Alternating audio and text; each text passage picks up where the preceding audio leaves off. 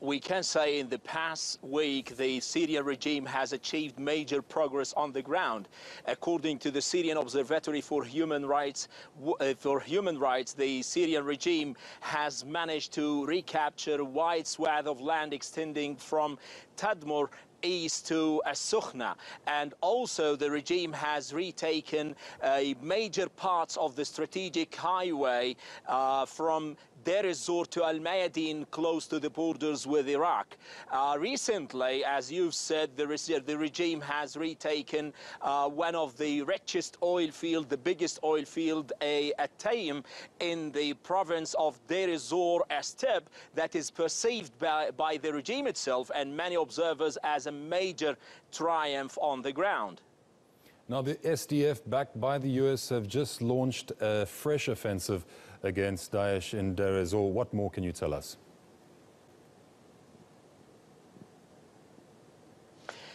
Well, to put things into more perspective, we need to know, as you've said, that Deir Ezzor is a major strategic city that has been controlled by Daesh since 2015. Now, the city has three major oil fields, the richest in Syria, at Taim, that has recently been taken by the regime, Al-Umar and Al-Ward oil field. Now, what happened on Friday, the Syrian Democratic Forces said that they would launch an offensive from the south of Hasaka, the city that is controlled by the Kurdish militias, YPG, and the US-backed Syrian Democratic Forces, against the Daesh militants to drive them out of the whole territory. Now, this offensive would give them more momentum and legitimacy as the major combatant of the terrorist organization, and it would extend their span of control on the territories in the west of the Euphrates River. That would definitely increase Turkey's concern as well.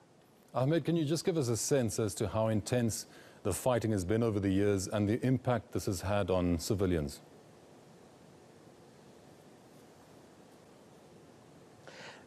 Well, the civilians are the most vulnerable category in the whole fight. They've been forced to evacuate their cities.